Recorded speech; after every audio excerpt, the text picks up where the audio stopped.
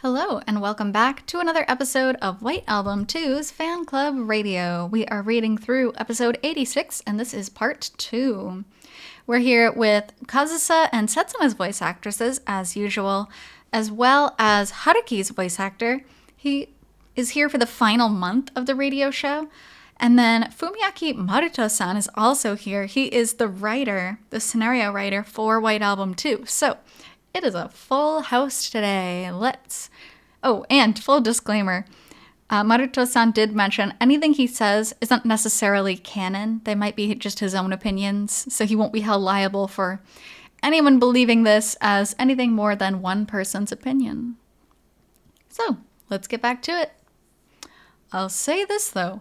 For the matter of whether or not this is the end, there is going to be a mini after. Yeah. Right? I wonder what's going to happen with that. What's going to happen? About the mini after, everyone, if you buy these radio CDs, yes? If you buy at least 5 of them and send something, yes, yeah? Apparently, a mini after story newly written by Fumiaki Maruto will show up. That makes it sound like you don't necessarily want to write it, Maruto-san. It's so funny because with the Fan Club Radio, there are 7 official volumes. And so if you buy at least 5, you can get the mini after. The merchandising for White Album 2. It's genius in a sense that they got a lot of people to buy it because they have all these bonuses, but geez, these poor wallets. Well, if I just said, yes, that's right, that could cause some problems. But it's true, right? Not necessarily. Not necessarily? Well, what do we do from here? We're working hard on it. What do we do? The radio show might be about to end, but if you send in the kind of story you might like to see, I might take it under consideration. Ah, that's very exciting. But you're sure to write something that we wouldn't come up with just imagining things normally. Yeah. See? That's it. Because no one can come up with these crazy sad scenarios that Maruto-san has always come up with. But would people want everything to be sweet? Or would they want everything to get flipped over again? You can't flip everything over again. This is a mini. If you upset everything, you won't be able to gather it back up. Right? It wouldn't fit into the mini frame. That's true. It would turn into another big uproar. Of course. But can I just throw something out here? Go ahead. I'm wondering, suppose Kazusa were, in the future, to have something with another guy, so that she wouldn't be in the picture anymore. For Haruki, I wonder what Haruki would think in that situation. Probably just have one of those feelings like, oh, she's the one that got away. Like, he's over her, but still thinking about her brings him pain. You know what I mean? One of those situations. Wow. I can't help being curious about that. He has a wife now, Setsuna. Right? Beyond that, Kazusa must be staying out of love, right? Yeah? And the way she's feeling about that would have to come out. Right. Maybe. Haruki would absolutely be a lot of it. Yeah, for sure. So I'm wondering what he would think. Yeah, good question. Wow, Kazusa's fans across the country wouldn't be too happy with that. Why? Just let her have a happy life, even if it's not with Haruki. She deserves happiness. Right. Anyway, I've just got some notions running around in my brain about that. Yeah. Of course, I can't give any answers there. That's fine. You don't have to say anything, Maruto-san. Again, it's just me imagining things. Anyway, let's move on. What do we have next? This is from When Winter Comes, Spring Isn't Far Behind-san. Oh, beautiful name. Yone-chan, Naba-san, and Mizushima-san, the guest. Hello. Maruto-san too. Uh-huh. Hello. Since we're talking about our favorite White Album 2 routes for these 4 weeks, I decided to send this mail. Right? What I want to hear you discuss is my favorite route, Setsuna's true route in Coda. How do you interpret Haruki and Setsuna saving Kazusa from her pain and looking for a way that everyone can be happy? And the way that Haruki's dark side, his relationship with his mother, is finally reconciled, which only happens in this route. P.S. I think it's very unfortunate that Team Setsuna is so small. She's the most human, all-rounder, I think it's supposed to be well-rounded, all-rounder character in the game, so I would love to hear you talk about that too. Okay. Who said Team Setsuna was small? Huh? I don't think it's small. But I guess some people are getting that impression? Really? There's an impression. And this can also come down to where you are. So in Japan, personally, from people I've met and spoken to, I do think it's about 50-50. But also knowing people who are English-speaking fans, I think it leans heavily towards Kazusa. Like people liking Kazusa and wanting Haruki to be with Kazusa. So it's kind of interesting how the differences are between the two heroines. I don't know. It's fun to think about. Almost everyone on the anime staff is on Team Setsuna. But, I mean, there are a lot of people who like Kazusa. Well, I appreciate that. But even Daichu-san says he likes Setsuna the best. That's right. You said you did. It's a 51-49 ratio. It's practically 50-50. Right. Also, about 2 of those points can fluctuate between the two, depending. See, yeah. I feel like that's kind of where I am as well with the 2 heroines. I could see either route working out really well. As far as who's going to be with Haruki. As far as who I personally like as a person, I think that opinion is way different than the opinion of who is best for Haruki. And I think who is best for Haruki really depends on what route we're talking about. Yeah. That's the line. Daichi-san did say at the start that he wanted to avoid this. I just stated I wanted one conversation I could avoid. So, what about it, Maruto-san? Huh? Out of the whole game, she's the most human character. I mean, yes, that may be the case. Why is Team Setsuna smaller? But it's not like I was aiming for that. I naturally wanted it to be split 50-50. I wanted a blazing rivalry. Right? Yes. Yeah. Kazusa really got popular. Wait, am I admitting defeat? Why? You're on Team Setsuna too, right? You love Setsuna. I love Kazusa too. No way. It's true. I haven't really heard you talk about liking Kazusa. Right? This is the first I've heard of it. It caught me a little off guard. No way.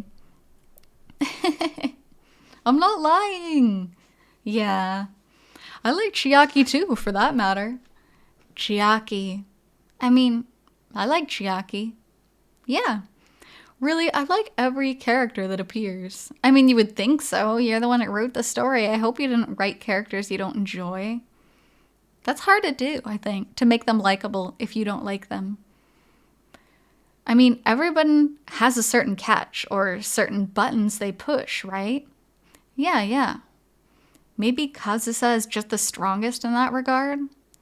Right? She makes you want to protect her. She's the one who looks the most unhappy. There's also that, I mean, I love Setsuna. Don't get me wrong. But Setsuna's average. And I don't mean that. Okay, I should rephrase that. She's like an average girl. Like, oh, she's pretty good at cooking. She's pretty good at cleaning. She's a little bit selfish. She likes, gifts that don't cost a lot of money. She's super kind. She's like a regular, average, everyday soon-to-be housewife.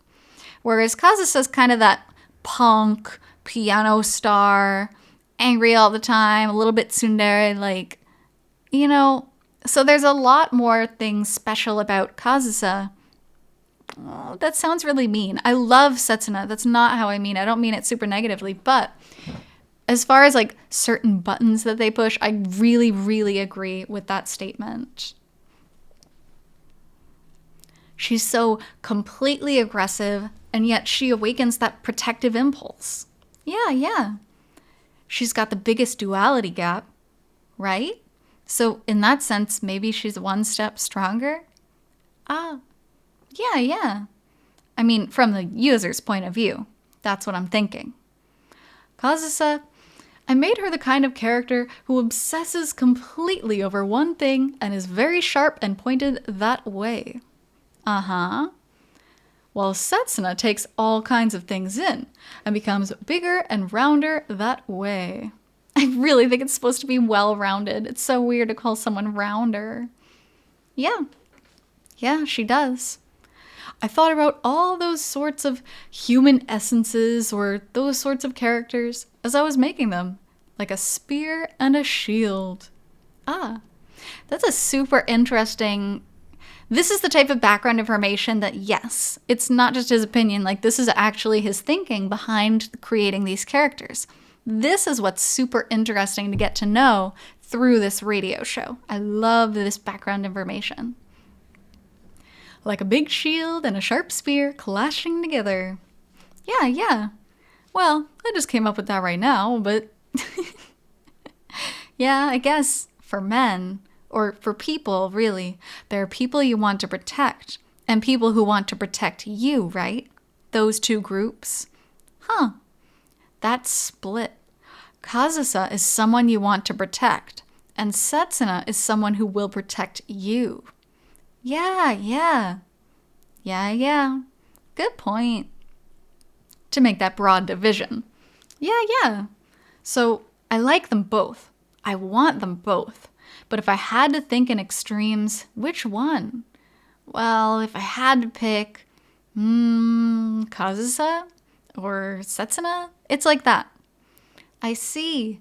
Everyone wants to protect. I'm definitely more the type who wants to be protected. That's why the 51 points. Setsuna gets the 51 points. Oh, that's what I think. I mean... Even if we go beyond the definition of protecting, I feel like people who want to be cared for, I think that would be also well suited for Setsuna. People who want to be cared for, cooked for, cleaned for, like the typical housewife. And I don't mean that in a bad way. It's a genuinely attractive, super nice way for someone to be. And I think for a lot of roots, Haruki's actually the male housewife, which I also love. So I'm not knocking it or anything, but yeah, people who want to be taken care of, Setsuna fans. That's what I think. Wow, I guess I always thought that men in general wanted to be protected. What? I felt like there were more of the protective type. What? Maybe it's just the guys I know then? Oh, but that could just mean that a lot of guys want you to protect them, Naba-chan. To put it bluntly, the problem here is that Haruki is the protecting type, the protective type, through and through. Yeah, he is. Yeah. He really is. I see. It impacts his compatibility with Setsuna in an unfortunate way. Definitely. Yeah. Which is why Haruki tends to move in Kazusa's direction. Super interesting. I love this thought. This is really cool. Yeah, that's how things flow. Good point. Even in Setsuna's route, he gravitates towards Kazusa. Yeah, right? Yeah, he can't just forget about her. If Kazusa pulls out that wedge, Haruki will go zoom off in her direction. Yeah, so she has to be careful. Makes sense. Yeah. The reconciliation with his mother. So his mother, The reconciliation? Yeah? How do we explain that? Good question. Well, I think that at this point, Haruki has probably come to understand a few things. Yeah? Now that he's grown up. Yeah. Well, let's hope so. So, until that ultimate reconciliation as parent and child, they were probably just that, a parent and a child. Children, I guess. They're very rough on their parents, or very demanding precisely because they're their parents, right? Yeah. But now that Haruki has come through all these different experiences, he's probably come to realize, oh yeah, parents are just people too. Every little kid thinks their parents are all powerful, right? Yeah? Right. Once that's no longer the case, meaning once you've surpassed them in a way, yeah? Haruki has always had this kind of antagonism and been very stubborn about it. Right. But in the end, the part of him that viewed himself as her child might not view himself that way as much anymore. Oh. Basically, guys, maybe not just guys, once people become adults, they reach a point when they're on equal terms with their parents, right? Yes. Right? Yeah, it's like that point where you realize, like, wow, my parents aren't superheroes. My parents aren't incredible. Like, they are human, and they make mistakes, and they have poor judgment sometimes. It's a really weird shift once you actually realize that. But I think it is really healthy to realize that. Not that you have to destroy your relationship as parent and child. I'm just saying it is a healthy thing to understand, as Haruki has come to do. Once they get to that point, they realize that the things their parents have to say are actually very human. Yeah. I think there is a major difference between a parent-child dynamic and an equal standpoint. Yeah. The way they look. Oh. The way they feel. So there must have been some kind of change of mind. So basically, I don't know how Haruki looked from his mother's side of things, but it may be that this really severe, I don't want to say delinquency, this rebellious phase, yeah, has been going on for a very, very long time. And there could be some responsibility on the part of the parent for that, for allowing it to go on so long, which makes this a very complicated question. I see. Wow. I see Haruki-kun as being a very good child, though. Yeah, that's it. What? You scared me. Suddenly speaking up from the shadows. It's Maruto. Were you not thinking about this while you wrote, Maruto-san?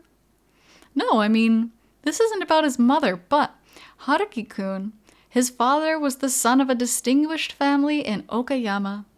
Uh-huh. I put some work into that backstory. So, well, once Haruki-kun is an adult, his father passes away and okay, he goes back to Okayama for the funeral, and the family home there is enormous.